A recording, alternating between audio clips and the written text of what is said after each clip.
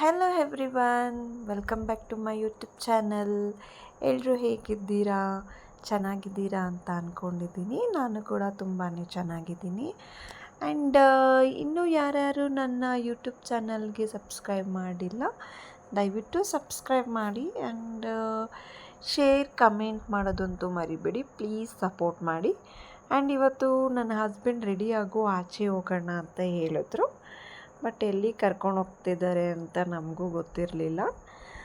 ನನಗೂ ಆಚೆ ಹೋಗೋದಂದರೆ ಇಷ್ಟನೇ, ಯಾಕಂದರೆ ಅವಳು ಜಾಸ್ತಿ ಎಲ್ಲೂ ನಾವು ಆಚೆ ಹೋಗೋದಿಲ್ಲ, ಮನೇಲೇ ಇರ್ತೀವಿ. ನನ್ನ ಮಗಳಿಗೂ ಅಷ್ಟೇ ಆಚೆ ಹೋಗೋದಂದರೆ ಇಷ್ಟ. ಆ್ಯಂಡ್ ಇವತ್ತು ಬಂದು ನಾವು ಮೂವಿಗೆ ಹೋಗಿದ್ವಿ. ಮೂವಿಗೆ ಕರ್ಕೊಂಡು ಹೋಗ್ತೀವಿ ಅಂತ ಹೇಳಿರಲಿಲ್ಲ. ಸೊ ಭೀಮಾ ಮೂವಿ ಕರ್ಕೊಂಡು ಹೋಗಿದ್ರು. ನಾನು ಭೀಮಾ ಮೂವಿಗಾ ಅಂತ ಅಂದ್ಕೊಂಡು ಹೋದೆ. ಓಕೆ, ಪರವಾಗಿಲ್ಲ, ಮೂವಿ ಕೂಡ ಚೆನ್ನಾಗಿತ್ತು, ನೋಡ್ಕೊಂಡು ಬಂದ್ವಿ. ತುಂಬಾ ಚೆನ್ನಾಗಿದೆ ಮೂವಿ. ನಾನು ಅಲ್ಲಿ ಮೂವಿ ಬೇಡ ಬಿಡಿ ಮಿಲನ್ ಅಂದ್ಕೊಂಡಿದ್ದೆ, ಬಟ್ ಅವರು ಹೇಗಿದ್ರು ಬಂದುಬಿಟ್ಟಿದ್ರಲ್ಲ ಅಂದ್ಬಿಟ್ಟು ಮೂವಿ ಕರ್ಕೊಂಡೋದ್ರು. ಆ್ಯಂಡ್ ಇಂಟರ್ವಲ್ ಬಂತು, ಏನಾದರೂ ಮಗುಗೆ ಕೊಡ್ಸೋಣ ಅಂದ್ಬಿಟ್ಟು ಕರ್ಕೊಂಡೋದ್ರು. ಸೊ ಅಲ್ಲಿ ಪಾಪ್ಕಾರ್ನ್ ತೊಗೊತೀನಿ ಅಂತ ನಿಂತ್ಕೊಂಡಿದ್ರು.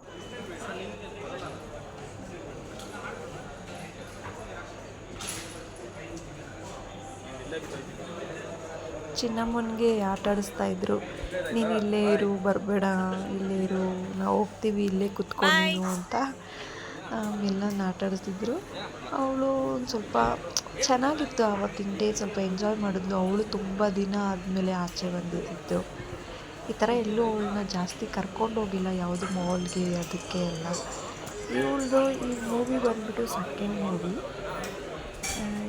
ಇದಾಗಿಂದ ಇದು 2ನೇ ಸಲ ಮೂವಿಗೆ ಬಂದಿದ್ದಾಳೆ. ನಾನು ಮದುವೆ ಆದಾಗಿಂದ 2ನೇ ಸಲ ಮೂವಿಗೆ ಬಂದಿರೋದು.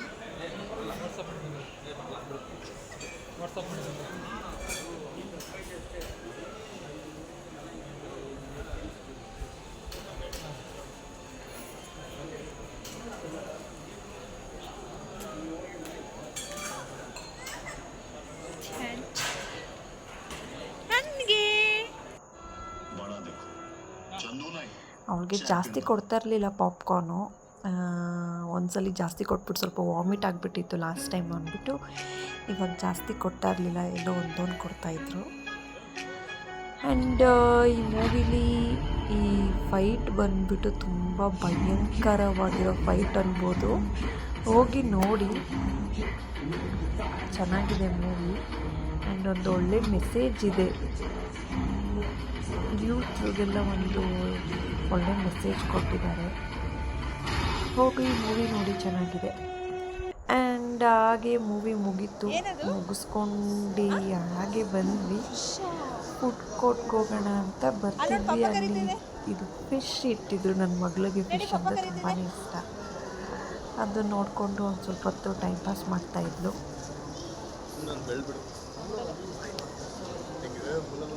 ನಾನಂತೂ ಆ ಫಿಶ್ನ ಟಚ್ ಮಾಡೋಕ್ಕೆ ಸ್ವಲ್ಪ ಭಯ ಪಡ್ಕೋತಾ ಇದ್ದೆ. ಅಂದರೆ ಫಿಶ್ ಅಂದ್ರೆಲ್ಲ ಏನೂ ಭಯ ಇಲ್ಲ, ಬಟ್ ಅದು ಸ್ವಲ್ಪ ಕೈ ಇಟ್ಟರೆ ಮುಲ ಮುಲ ಅಂತಿತ್ತು. ಬಟ್ ಒಂಥರ ಎಕ್ಸ್ಪೀರಿಯನ್ಸ್ ಚೆನ್ನಾಗಿತ್ತು.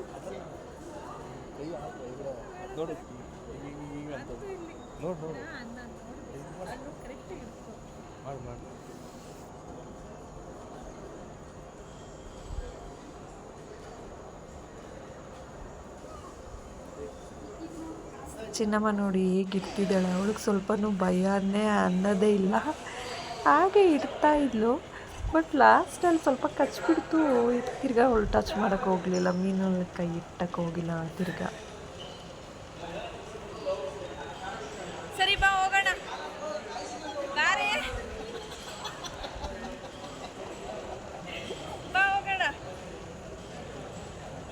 ಚೆನ್ನಾಗಿತ್ತು. ಅವಳು ತುಂಬಾ ಎಂಜಾಯ್ ಮಾಡಿದ್ಲು ಫಿಶಲ್ಲೆಲ್ಲ ಕೈ ಇಟ್ಟು. ನೋಡಿದ್ರೆ ನಿಮಗೆ ಗೊತ್ತಾಗುತ್ತೆ ಎಷ್ಟು ಖುಷಿಯಾಗಿದ್ದಾಳೆ ಅಂತ. ಅವಳು ಹಂಗೆ ನೋಡ್ತಾ ಇವಾಗ ಅವಳಿಗೆ ಕಚ್ಬಿಡ್ತು ಅಂದ್ಬಿಟ್ಟು ಅವಳು ಬಂದ್ಬಿಟ್ಲು. ಬಟ್ ಇನ್ನು ನೆಕ್ಸ್ಟ್ ಅವಳು ಇಟ್ಟೇ ಇಲ್ಲ. ಇನ್ನು ಟಚ್ ಮಾಡು ಅಂದರೆ ಕಚ್ಚುತ್ತೆ, ನಾನು ಟಚ್ ಮಾಡಲ್ಲ ಅಂತ ಹೇಳ್ತಾ ಇದ್ಲು.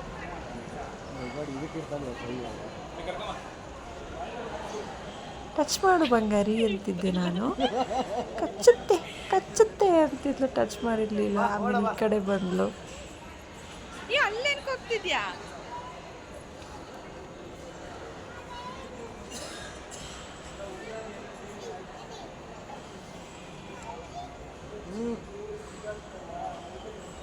ಮುಟ್ಟು ಚಿನ್ನಮ್ಮ, ಮುಟ್ಟು ಮುಟ್ಟು ಚಿನ್ನಮ್ಮ. ಹಾಂ ಏನು? ಕಚ್ಚಲ್ಲ ಮುಟ್ಟೆ. ಮುಟ್ಟೆ ಕಚ್ಚಲ್ಲ. ಆ ಚಿಕ್ಕ ಫಿಶ್ ಮುಟ್ಟೆ ಇವಾಗ ಕಚ್ಚಲ್ಲ ಅದು. ಸರಿ ಬಾ ಹೋಗೋಣ, ಬಾ ಹೋಗೋಣ ನಡಿ.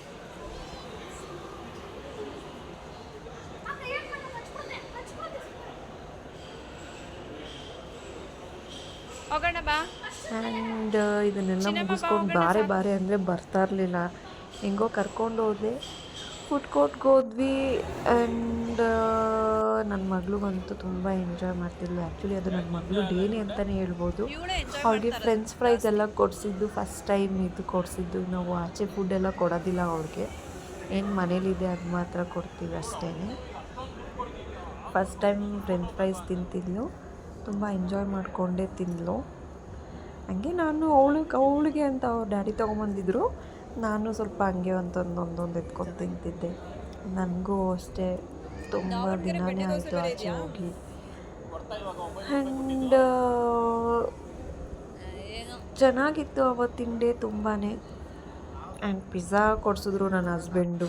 ಎಷ್ಟು ದಿನದಿಂದ ಕೇಳ್ತಾಯಿದ್ದೆ ಕೊಡಿಸಿ ಅಂತ. ಅಟ್ಲಾಸ್ಟ್ ಅವತ್ತು ಕೊಡಿಸಿದ್ದಾರೆ.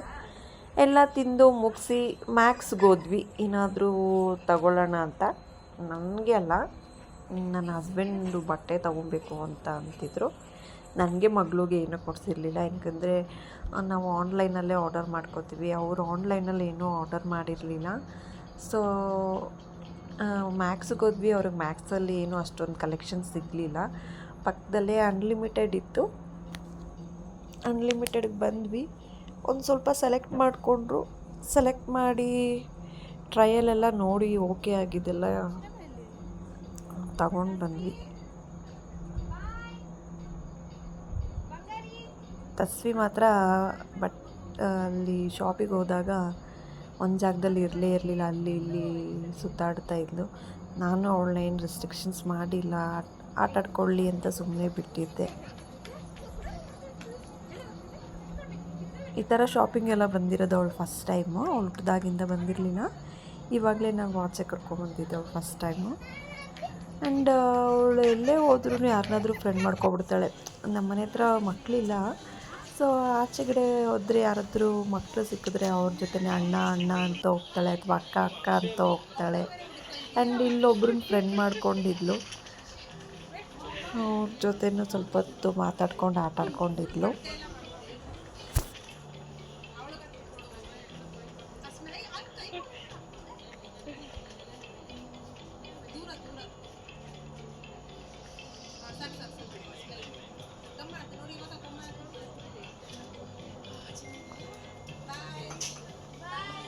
ಅವರು ಬಾಯಿ ಹೇಳಿಬಿಟ್ಟು ಹೋಗ್ತಾ ಇದ್ದಾರೆ. ಅವ್ರ ಜೊತೆ ಹೋಗೋಕ್ಕೆ ರೆಡಿ ಆಗಿದ್ದಾಳೆ ಅವಳು. ಅಣ್ಣ ಹೋದ್ನಾ ಬಂಗಾರಿ? ಚಿನ್ನಮ್ಮ ಅಣ್ಣ ಹೋದ್ನಾ? ಏನು ಎಲ್ಲಿ ಹೋಗ್ತಾ ಇದ್ಯಾ?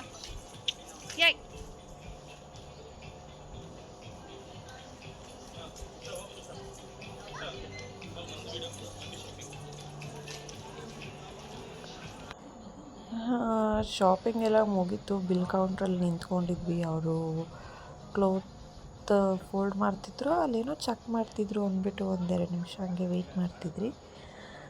ವೆಯ್ಟ್ ಮಾಡಬೇಕಾದ್ರೆ ಅಲ್ಲಿ ಪರ್ಫ್ಯೂಮ್ ಸಿಕ್ಕಿರ್ತಾರಲ್ಲ, ಟೆಸ್ಟೆಡ್ಗೆ ಅಂತ ಪರ್ಫ್ಯೂಮ್ ಸಿಕ್ಕಿರ್ತಾರೆ. ಅದನ್ನು ಎಲ್ಲನೂ ತೋರಿಸಿ ಅಂತಿದ್ಲು. ಇದನ್ನು ತೋರಿಸಿದ್ರೆ ಅದು ತೋರಿಸಿ, ಅದನ್ನು ತೋರಿಸಿದ್ರೆ ಇದು ತೋರಿಸಿ ಅಂತ ಹೇಳ್ತಾನೆ ಇದ್ಲು. ಅವರು ಒಂದೊಂದೇ ತೋರಿಸ್ತಾ ಇದ್ರು.